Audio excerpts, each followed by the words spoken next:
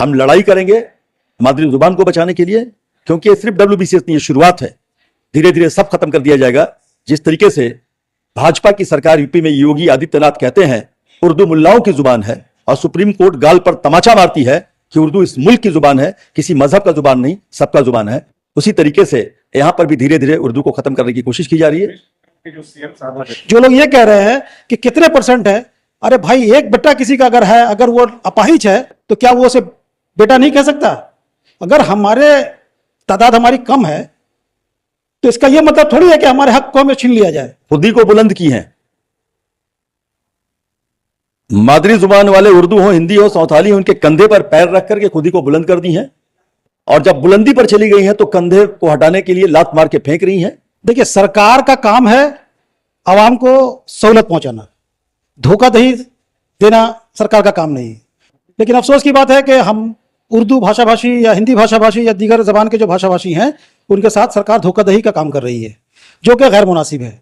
हम अपने हुकूक की लड़ाई के लिए मुतालबा कर रहे हैं हुकूमत से कि WBCS में उर्दू, हिंदी और संथाली, बंगला, नेपाली जैसे पहले एक लैंग्वेज हुआ करता था उसको बहाल किया जाए। उर्दू के चाहने वाले, हिंदी के चाहने वाले, संथाली के चाहने वाले जो लोग मादरी जुबान से मोहब्बत रखते हैं, प्यार करते हैं, तो मादरी जुबान की इस तहरीक को मजबूत करेंगे और कामयाब भी होंगे।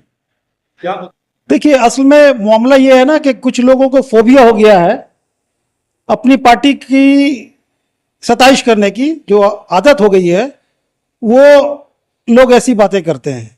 जबान हर के लिए है, और WBCS का जो इम्तिहान है, इस इम्तिहान में आप देखिएगा हर साल, सिर्फ इस साल नहीं बल्कि हर साल कम से कम 15 से 20% जो है उर्दू भाषाभाषी, हिंदी भाषाभाषी लोग पास करते हैं।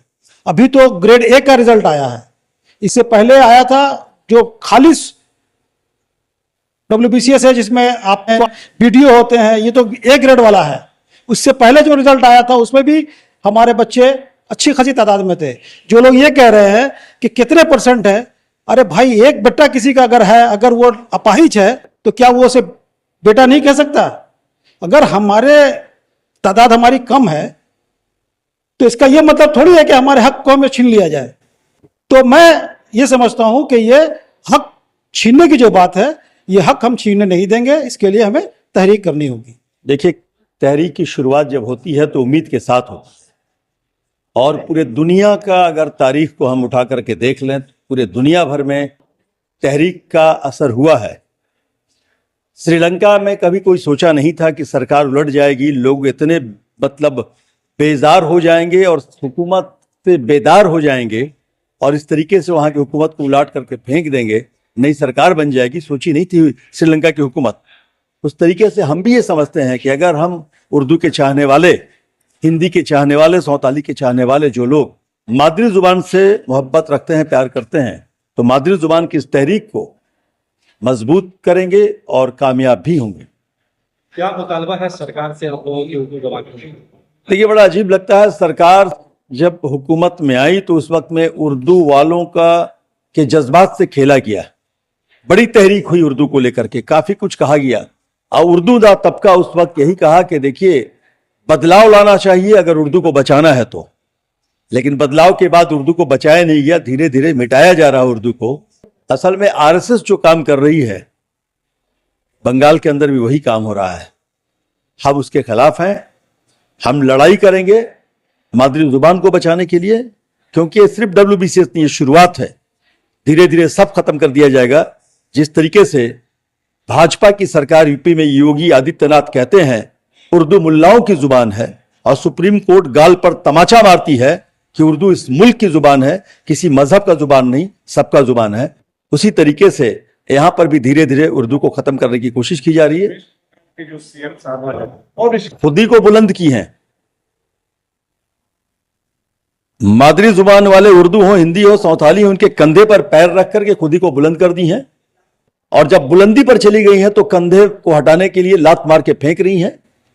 ये नहीं समझती हैं कि अगर ये लोग आज पूरे दुनिया में 21 फरवरी को यौम मादरी जुबान अगर माना जाता है तो बांग्लादेश की तहरीक रही, इतने लोग वहां पर शहीद हुए, तब पूरे दुनिया में उसको जो है ये मुकाम मिला।